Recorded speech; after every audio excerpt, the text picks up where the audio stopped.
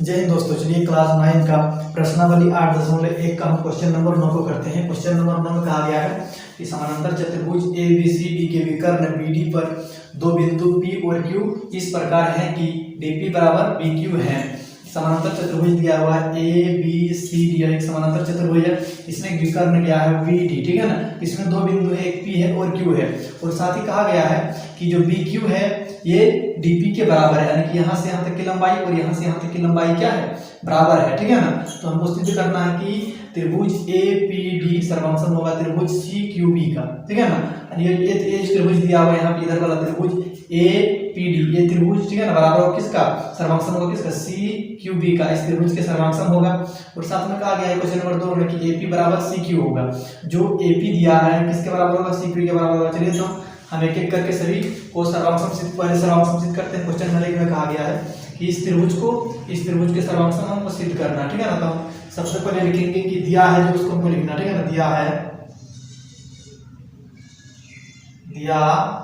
है क्या दिया गया है कि चतुर्भुज ए बी सी डी, चतुर्भुज ए बी सी डी एक समानांतर चतुर्भुज है। क्या है, समानांतर चतुर्भुज, समानांतर चतुर्भुज है। दिया हुआ है कि ए बी सी डी क्या है, एक समानांतर चतुर्भुज है जिसमें क्या दिया गया है कि जो बी क्यू है वो किसके बराबर है, वो डीपी के बराबर है, ठीक है ना। लिख सकते हैं कि जिसमें बी क्यू बराबर डी पी, ठीक है ना। ये दिया हुआ है। अब हमको सिद्ध करना है। ये क्वेश्चन नंबर 1 में कहा गया है कि ए पी डी सर्वांगसम होगा सी क्यू बी का। ए पी डी इस त्रिभुज को हमको सिद्ध करना, सर्वांगसम सी क्यू बी इधर वाला त्रिभुज का, ठीक है ना। यहाँ ध्यान से देखिएगा, यहाँ एक त्रिभुज बन रहा है, ठीक है ना। जो ये त्रिभुज है हमको ये नीचे वाला त्रिभुज का क्या करना है, सर्वांगसम सिद्ध करके बताना है। हम लेंगे जिसको सिद्ध करना है उस त्रिभुज को ले लेते हैं, ठीक है ना। तो त्रिभुज लेंगे हम, त्रिभुज ए पी डी, त्रिभुज ए पी डी तथा त्रिभुज सी क्यू बी में। अब इसमें कोई भी तीन चीज को हमको बराबर करना है, ठीक है ना। सबसे पहले तो ये दिया हुआ है क्या, बी क्यू बराबर होगा किसका, डीपी का होगा या पी डी का होगा, ठीक है ना। हम लिख सकते हैं कि जो डी पी बराबर क्या होगा, बी क्यू। और ये क्या है, दिया है, हम ब्रैकेट में लिख लेना है कि ये दिया है, ठीक है ना। फिर आप क्या करके देखते हैं कि जो ए बी सी है किसके बराबर होगा, ये ए डी के बराबर होगा। तो हम लिख सकते हैं कि जो ऊपर में ए डी है, ठीक है ना, ए डी बराबर होगा किसका, बी सी के बराबर होगा, किसके, बी सी के बराबर होगा। यहाँ पे क्या लिखेंगे कि समानांतर चतुर्भुज के आमने सामने के भुजा क्या होते हैं, बराबर होते हैं। क्या, तो समानांतर चतुर्भुज के समूह भुजा क्या होते हैं, बराबर होते हैं, ठीक है। अब क्या हम देख रहे हैं यहाँ पे जो ये कोण है, ठीक है ना, इस कोण के क्या होगा, बराबर होगा। कैसे होगा बराबर, ए डी है और बी सी है, क्या समानांतर चतुर्भुज है, तो ये भुजा दोनों आपस में क्या होगा, समानांतर होगा। तो इसमें दोनों क्या हो जाएगा, एक अंतर कोण हो जाएगा। कोई भी हम नाम देते हैं, इसको एक देते हैं, इसको दो देते हैं, ठीक है ना। तो कोण एक जो है कोण दो के क्या होगा, बराबर होगा। कोण एक बराबर क्या होगा, कोण दो के बराबर हो जाएगा, ठीक है ना। बराबर कैसे हो गया, जो ए डी है समानांतर किसके है, बी सी के है। ए डी समानांतर बी सी के संगत कोण, एकांतर अंतःकोण। क्या लिखेंगे, एकांतर अंतःकोण, एकांतर अंतःकोण। और एकांतर अंतःकोण क्या होते हैं, बराबर होते हैं। अब तीन चीजें हम इसमें बराबर कर दी हैं, भुजा कोण, ठीक है ना। भुजा और कोण, यानी कि दो भुजा के बीच में एक कोण है, भुजा और बीच में क्या है, एक कोण है। तो इस किस नियम से बन जाएगा, अब यहाँ पे हम लिखते हैं, ठीक है ना, जगह नहीं था, यहाँ लिख देते हैं। अब ये बन जाएगा क्या, एस ए एस नियम से, एस ए एस सर्वसमता नियम से, सर्वसमता नियम से। ऐसे सर्वसमता नियम से क्या हो जाएगा, त्रिभुज जो ए पी डी है, ए पी डी सर्वांगसम त्रिभुज होगा किसका, त्रिभुज सी क्यू बी का। हो गया है। अब क्वेश्चन नंबर 2 में क्या कहा गया, क्वेश्चन नंबर 2 में कहा गया है कि AP बराबर CQ होगा। हम लिख सकते हैं कि AP बराबर CQ होगा और ये किससे हो जाएगा, CPCT से, CPCT से बराबर होगा। किससे बराबर हो गया, यहाँ ध्यान से देखिए कि हम त्रिभुज APD, इस त्रिभुज को हम सर्वांगसम सिद्ध कर दिए CQB। जब सर्वांगसम सिद्ध हो गया तो इसके जितने भी पार्ट्स हैं क्या होगा, सभी आपस में बराबर होगा। तो जो AP है क्या होगा, CQ के बराबर होगा। किससे होगा, CPCT से हो गया। चलिए क्वेश्चन नंबर हम 2 का बना लिया। क्वेश्चन नंबर 3 में कहा गया है कि AQB त्रिभुज AQB, ये जो त्रिभुज यहाँ पे दिख रहा है, ठीक है ना, ये त्रिभुज सर्वांगसम होगा त्रिभुज CPD का, त्रिभुज CPD का। देखिए इधर एक त्रिभुज जो बन रहा है, ठीक है ना, यहाँ पे एक त्रिभुज बन रहा है CPD और इधर भी एक त्रिभुज है AQP, यानी कि इधर वाला त्रिभुज को हमको सर्वांगसम सिद्ध करके बताना है। चलिए तो क्वेश्चन नंबर 3 को हम बनाएंगे, तो जिस त्रिभुज को हमको सर्वांगसम सिद्ध करना है उस त्रिभुज को हम ले लेते हैं, ठीक है।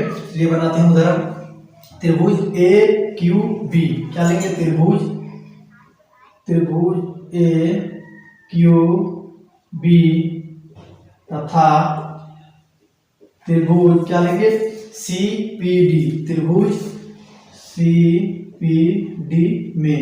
अब इन दोनों त्रिभुज को हम लेके बनाते हैं, ठीक है ना। सबसे पहले इसमें देखेंगे कि जो BQ है वो किसके बराबर होगा, DP के बराबर होगा। देख सकते हैं इसको हम, जो भुजा दिया हुआ है BQ बराबर होगा किसके, DP के बराबर होगा। यहाँ पे क्या लिखेंगे, दिया है, ठीक है। उसके बाद क्या होगा कि देखते हैं जो AB भुजा है, ठीक है ना, ये किसके बराबर होगा, CD। B बराबर क्या होगा, CD होगा, ठीक है। यहाँ पे क्या लिखेंगे कि समानांतर चतुर्भुज के समूह भुजा क्या होती हैं, बराबर होती हैं, ठीक है। और यहाँ पे हम क्या देख रहे हैं कि यहाँ का जो कोण है, ठीक है ना, कोण यहाँ वाला कोण, ठीक है, और ये इस कोण के क्या होगा, बराबर होगा। क्योंकि देखिए जो AB भुजा है, ठीक है ना, ये CD का क्या समानांतर है। जब AB भुजा और CD समानांतर है, ठीक है ना, समानांतर है तो कोई तिर्यक रेखा इसको काट रहा है, तो यहाँ वाला कोण और इसके कोण के बराबर होगा, ठीक है ना। एकांतर अंतःकोण क्या होते हैं, बराबर होते हैं। तो यहाँ पे हम कुछ नाम दे देते हैं, इसको 3 दे देते हैं और इसको 4 देते हैं, तो कोण 3 कोण 4 के बराबर होगा। तो हम यहाँ पे लिखेंगे कि कोण 3 बराबर क्या होगा, कोण 4 होगा। तो यहाँ पे क्या लिखेंगे कि AB समानांतर होगा किसका, CD का। तो यहाँ पे लिख देते हैं AB समानांतर होगा किसका, CD के समानांतर के एकांतर अंतःकोण। क्या लिखेंगे, एकांतर अंतःकोण। और एकांतर अंतःकोण क्या होते हैं, बराबर होते हैं। क्या बन गया, यहाँ पे देख रहे हैं कि भुजा और बीच में कोण है, ठीक है। भुजा और बीच में क्या है, कोण है। तो किस नियम से बन गया, SAS सर्वसमता नियम से, SAS सर्वसमता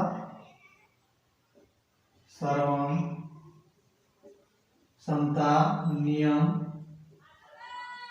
SAS सर्वसमता नियम से आप लिख सकते हैं त्रिभुज AQB सर्वांगसम त्रिभुज CPD सर्वांगसम सिद्ध कर दिए हैं इसको, ठीक है ना। क्वेश्चन नंबर 3 बन गया। अब क्वेश्चन नंबर 4 में क्या कहा गया है, क्वेश्चन नंबर 4 में कहा गया है कि दिखाइए इसमें कि AQ बराबर CP है, ठीक है ना। जो AQ है ये CP के क्या बराबर है, तो हम सर्वांगसम इस त्रिभुज को क्या किए, जो त्रिभुज AQB था सर्वांगसम सिद्ध कर दिए CPD के। तो क्या होगा, AQ भुजा किसके बराबर होगा, जो CP है, ठीक है ना, इसके बराबर हो जाएगा। तो हम लिख सकते हैं जो क्वेश्चन नंबर 4 में दिया हुआ है AQ बराबर क्या होगा, CP होगा, ठीक है। अब यहाँ पे लिख देंगे CPCT से, क्या हो गया, ये बराबर हो गया। अब क्वेश्चन नंबर लास्ट में क्या कहा गया है, क्वेश्चन नंबर 5 में कि चतुर्भुज APCQ एक समानांतर चतुर्भुज है, यानी जो दिया हुआ है APCQ जो अंदर वाला त्रिभुज है, क्या इस अंदर वाला जो चतुर्भुज दिया हुआ है ये समानांतर चतुर्भुज है, हमको सिद्ध करके बताना है, ठीक है ना।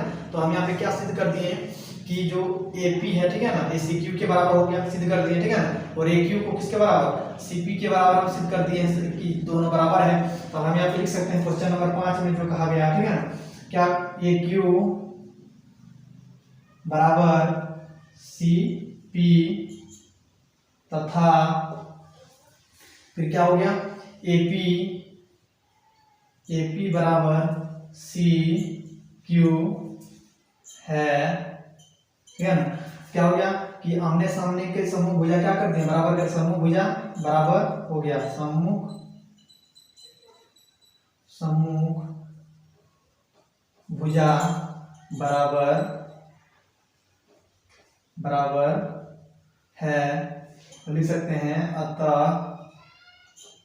अतः चतुर्भुज ए, यदि आप क्वेश्चन नंबर 5 में, ठीक है ना, चतुर्भुज ए पी सी क्यू एक समानांतर चतुर्भुज है, ठीक है ना, ए पी सी क्यू एक समानांतर